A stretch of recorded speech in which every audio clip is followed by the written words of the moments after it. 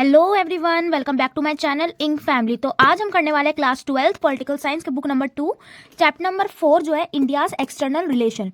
इसके जो मैं एनसीईआरटी नोट्स जो थे डिजिटल, उसके थ्रू भी मैं इसे एक्सप्लेन कर चुकी हूँ। अब मैं इसको हैंड रिटन नोट्स से एक्सप्लेन कर रही हूँ, जैसे कि मैं हर वीडियो में करती आई हूँ। So without wasting any time let's get start. उससे पहले मैं ये कहना चाहती हूँ कि बहुत सारे लोग ऐसे हैं जिन्होंने अभी तक चैनल को सब्सक्राइब नहीं किया है, तो प्लीज सब्सक्राइब कर लीजिए।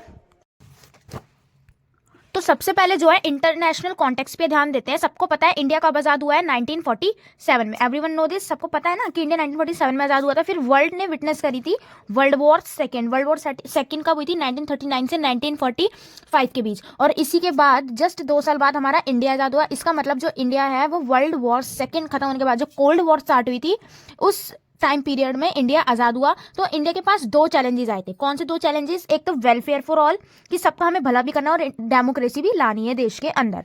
और इंडिया जो है बहुत सारे प्रॉब्लम से गुजर रही थी, जैसे कि इंटरनेशनल डिस्प्यूट कैसे? एक तो यही कि जो कौन सी आइडियोलॉजी, क्योंकि कोल्ड वॉर चल रही थी तो हम कैपिटलिज्म में जाए या सोशलिज्म में जाए, कौन सी आइडियोलॉजी हम ले। एक तो यही डिस्प्यूट चल रही थी, है ना। फिर उसके बाद पार्टीशन सबसे बड़ी, कि हमारे में पाकिस्तान बढ़ गया। इंडिया और पाकिस्तान जो पहले एक हुआ करते थे वो अब अलग हो चुके हैं, तो ये भी प्रॉब्लम आई। फिर उसके बाद टास्क ऑफ पॉवर्टी एलिवेशन।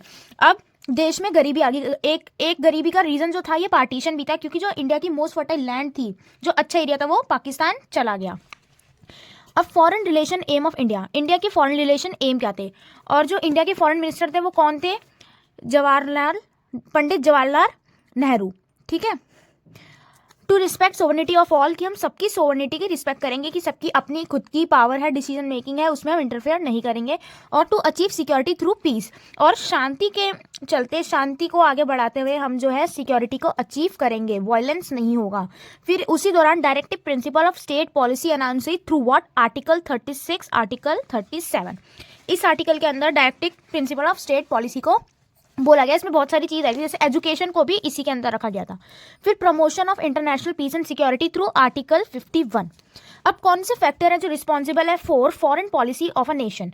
कौन कौन से फैक्टर रिस्पॉन्सिबल है एक नेशन के, इंडिया जैसे नेशन के फैक्टर्स फॉरेन पॉलिसी बनने के?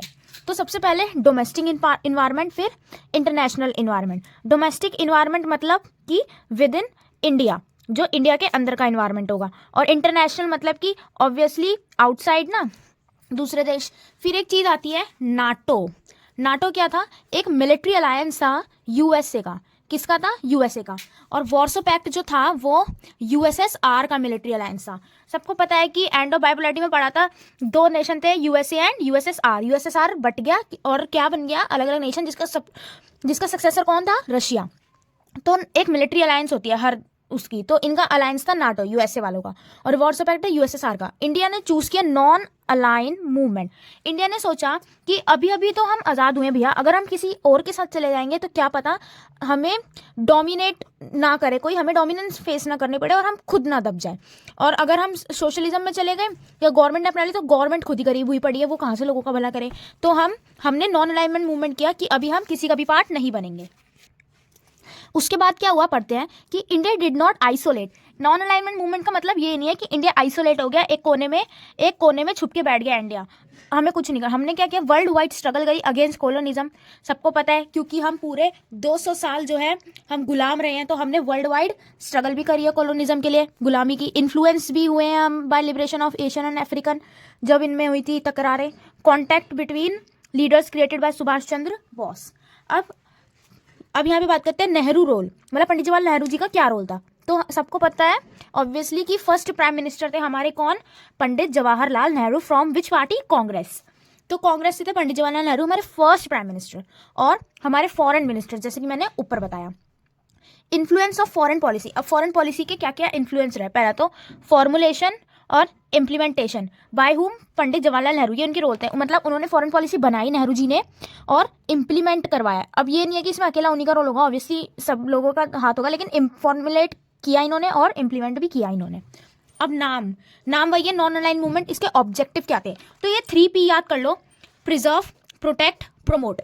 ये 3P ऐसे याद करना, preserve, protect, promote. Preserve, protect, promote, साथ में बोलो, प्रिजर्व, प्रोटेक्ट, प्रमोट।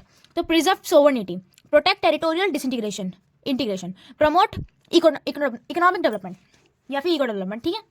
प्रिजर्व क्या, अपनी सोवरेनिटी को बचा के रखो, प्रोटेक्ट करो टेरिटोरियल इंटीग्रेशन को, मतलब अंदर की जो टेरिटरी है ना उनको प्रोटेक्ट करो, और प्रमोट करो किसे, डेवलपमेंट को, इकोनॉमिक डेवलपमेंट को। तो ये 3 भी याद रख लेना, प्रोटेक्ट, प्रिजर्व, प्रमोट। फिर डॉक्टर भीमराव अंबेडकर को प्रो डेमोक्रेसी पसंद थी, जैसे यूएस की थी।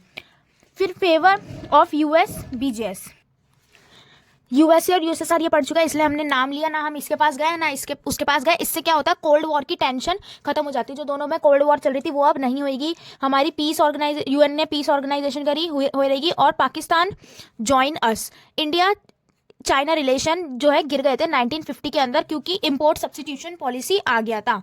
इसकी वजह से हम लिमिटेड इंटरेक्शन करने लगे विद द वर्ल्ड। ठीक है, इंपोर्ट सब्स्टिट्यूशन में क्या था, जिन्हें पता है वेरी गुड, और जिन्हें नहीं पता don't worry, I am telling. Import substitution में था कि जहां पर इंडिया चीजें एक्सपोर्ट कर रही थी, मंगा रही थी, अब इंडिया खुद अपनी उसमें बनाएगी, खुद सुई से लेके कार तक हम खुद बनाएंगे और खुद खरीदेंगे, खुद बेचेंगे। तो अब ये होने लगे था, जिस वजह से इंडिया और चाइना के रिलेशन हो गए खराब, क्योंकि चाइना ही ज़्यादा एक्सपोर्टर है ना, अब हम मंगा नहीं रहे हैं, तो इसको गुस्सा आ गया। अब उसके बाद बात करते हैं Afro Asian unity. Afro Asian unity क्या है, एशियन रिलेशन कॉन्फ्रेंस हुई थी एक मार्च 1947 में। 1 मार्क एमसीक्यू में डेट्स आ सकती हैं, तो थोड़ा नज़र मार लेना इनमें। इंटरनेशनल कॉन्फ्रेंस हुई थी 1949 में, जिसमें सपोर्ट किया गया था decolonisation from Dutch to Indonesia. Decolonisation मतलब कि उनको गुलामी से हटाओ। किसको, डच ने इंडोनेशिया पे कब्जा कर रखा था, इनको हटाने के लिए एफ्रो एशियन यूनिटी में बैठक हुई थी। और एफ्रो एशियन कॉन्फ्रेंस जो कि 1955 में हुई थी, इसको बैंडंग कॉन्फ्रेंस भी बोला गया है। एशियन रिलेशन, ये थी एशियन रिलेशन जो कि हुई थी 1947 में, और ये थी एफ्रो एशियन जो कि हुई थी 1955 में। दोनों में मेस मत होना। और इसको बैंडंग भी बोला गया है, ये लिखा हो या ये लिखा हो, बात एक ही है।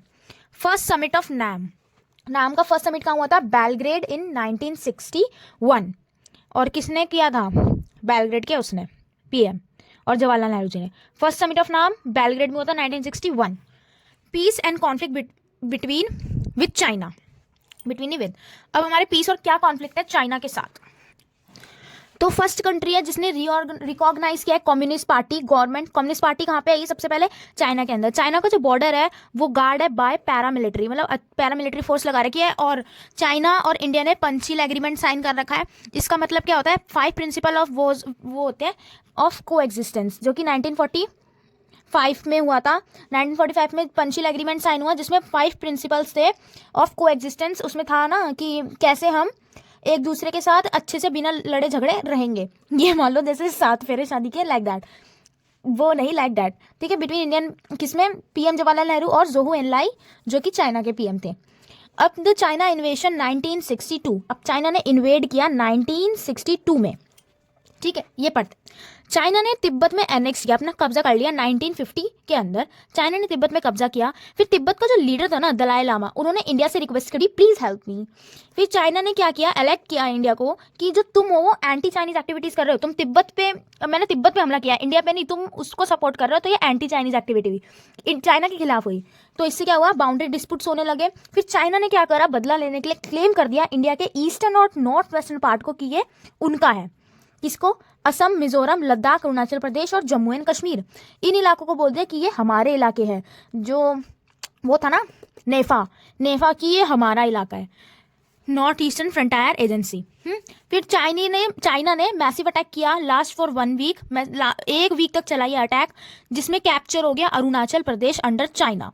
और सेकेंड वेव जो हुई अटैक की वो विद इन अ मंथ हो गई, उस महीने के अंदर अंदर दूसरी वेव भी कर दी उन्होंने अटैक चाइना इंडिया पे। इंडिया ने ब्लॉक किया Chinese advance in Ladakh, China Assam plains तक आ गए। चाइना वाले जो है ना ये असम के प्लेन्स तक आ गए। फिर चाइना ने डिक्लेयर किया यूनिलेटरल ईस्ट-फायर सरेंडर। ईस्ट-फायर का मतलब सरेंडर, यूनिलेटरल मतलब 1 साइडेड। ठीक है, सरेंडर उन्होंने किया कि सोवियत यूनियन बिकम न्यूट्रल। जब चाइना और इंडिया की लड़ाई हो रही थी तो जो सोवियत यूनियन था ना, सोवियत यूनियन कौन था, USSR, वो न्यूट्रल रहा। मतलब ना मैं चाइना का साथ दूंगा ना मैं इंडिया का साथ दूंगा। तो ये अब आप देखो, जब हमारी चाइना से भिड़ रही थी तब ये लोग न्यूट्रल रहे ना, किसी के बीच में नहीं बोले। क्यों, क्योंकि चाइना जो है एक्सपोर्टर है, इनको चाइना से भी बना के रखनी है। चाइना भी अब सुपर पावर बनता जा रहा है, हमें तबाह कर देगा नहीं तो, उसको USSR को तबाह कर देगा नहीं तो। और इंडिया से भी इनको काम पड़ता, तो ये इसमें भी नहीं बोले। इसी वजह से जो है अब जब रशिया और उनकी हुई थी यूक्रेन की, तो हमको न्यूट्रल रहना पड़ा, कहीं ना कहीं सपोर्ट था बट न्यूट्रल रहना पड़ा। Soviet union become neutral, sense of humiliation, commander resign for retired. Soviet union में कुछ कुछ कमांडर्स ने रिजाइन कर दिया फॉर रिटायरमेंट। अब सीपीआई एम क्या है? सीपीआई जो है कम्युनिस्ट पार्टी मार्क्सिस्ट की, वो अरेस्ट हुई फॉर बीइंग प्रो चाइनीज। ठीक है, नॉर्थ ईस्ट रीजन जो है वो आइसोलेट हो गया और अंडर डेवलप हो गया, क्योंकि चाइना ने इस पर कब्जा कर लिया था। आइसोलेट मतलब कैद सा हो गया, एक पिछड़ा इलाका बन गया। ठीक है, नागालैंड को ग्रांटेड करी statehood, Manipur Tripura become union territories, जिनको अपने ओन लेजिस्लेटिव इलेक्ट करने की परमिशन मिली। War and peace with Pak. अभी हमने पढ़ा कि हमारा इंडिया का और चाइना का क्या सिलसिला है, अब हम पढ़ेंगे कि हमारी इंडिया और पाकिस्तान का क्या मैटर है। तो एक प्रॉक्सी वॉर हुई 1947 में, जो कि यूएन तक इशू गया हमारा, जब इंडिया अलग हुई। और डिस्प्यूट हुए what on river water sharing पर भी डिस्प्यूट होने लगे। इंडस वाटर ट्रीटी जो है वो साइन हुई थी by Nehru and general Ayub Khan. Indus water 1965 में एक सीरियस आर्म कॉन्फ्लिक्ट हुआ बिटवीन बोथ द कंट्रीज, मतलब कि हथियारों वाली वॉर हो गई। और 1965 में पाकिस्तान ने लॉन्च किया attack on run of Kutch, जो कि गुजरात के अंदर है। पाकिस्तान ने अटैक कर दिया। जम्मू कश्मीर वाला इशू हुआ, एवरीवन नो दैट, और आगे भी इसको हम बहुत क्लियरली पढ़ेंगे चैप्टर में। तो जो हमारे शास्त्री जी थे, उन्होंने ऑर्डर किया Indian troops on Punjab border. फिर एक यूएन इंटरवेंशन की वजह से, यूएन ने बीच में बोला, जिस वजह से इनकी लड़ाई रुकी, और ताशकंद एग्रीमेंट साइन हुआ बिटवीन शास्त्री जी और पाकिस्तान के जो पीएम थे उस टाइम के, और जो कि हुआ था जनवरी 1966। और एक और एडिशनल में मैं बात बोलना चाहूंगी कि ड्यूरिंग ये जो था ना, ये यूएसएसआर के अंदर हुआ था ताशकंद एग्रीमेंट साइन, और during that he Shastri ji की डेथ हुई थी।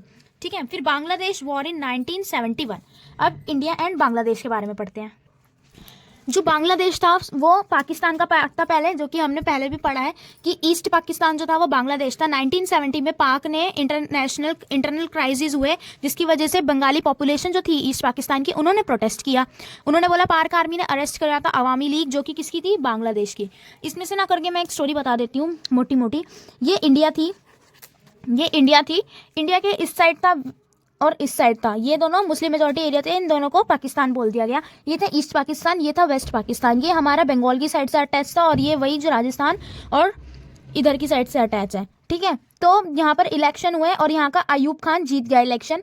तो इनको लगा कि ये कैसे जीत गया, तो इन्होंने इसको अरेस्ट कर लिया और अपना कब्जा इन पे जमाने लगे, डोमिनेंस इस पे जमाने लगे। तो जो यहाँ के लोग थे ना, ये हमारे इंडिया आए जा रहे थे यहाँ से बच बच के, भाग भाग के। तो इस टाइम जो हमारे प्राइम मिनिस्टर थे, उन्होंने बांग्लादेश की हेल्प करी अलग होने में 1971 में, जिस वजह से बांग्लादेश एक नया बन के तैयार हुआ। और इंडिया को बर्डन फेस करना पड़ा था 80 लाख रिफ्यूजीज में, 80 लाख लोग आ गए थे इंडिया के अंदर बांग्लादेश से।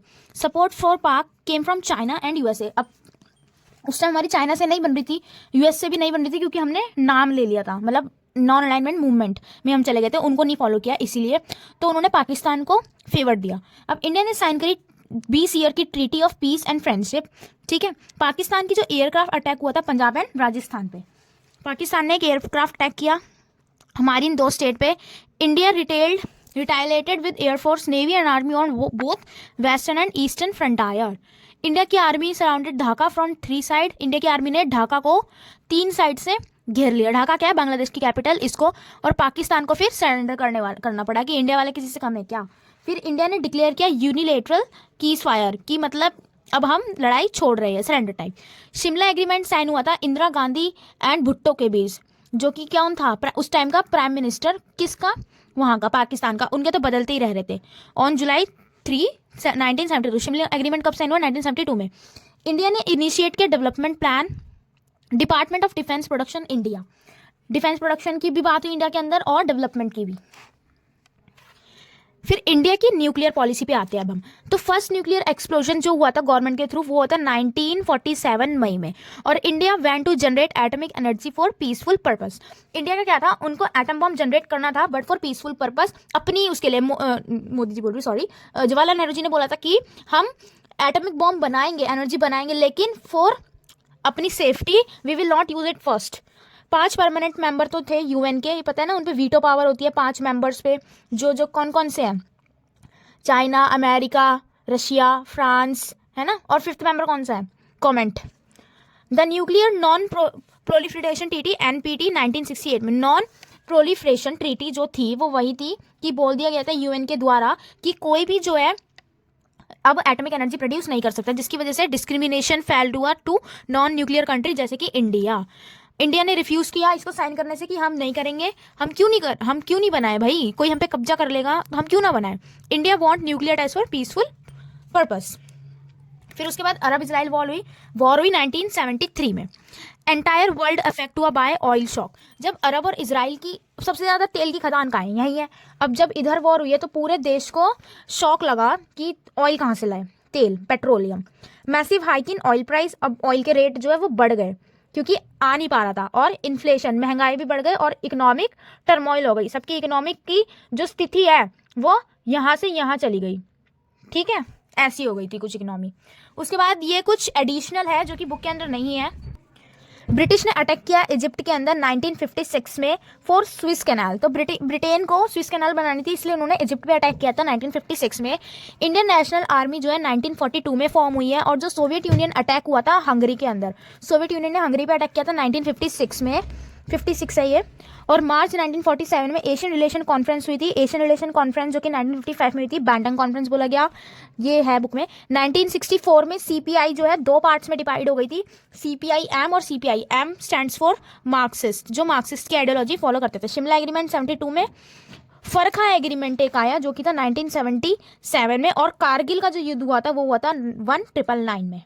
ओके, तो ये था आपका पूरा चैप्टर इंडियाज एक्सटर्नल रिलेशन, जो कि मैंने बहुत जल्दी, मतलब जितना मुझे हो सकता था उतनी जल्दी स्पीड में कवर किया है। अगर आपको अब भी कोई डाउट हो तो feel free to ask me in comment section. मिलते हैं नेक्स्ट वीडियो में, तब तक के लिए बाय बाय।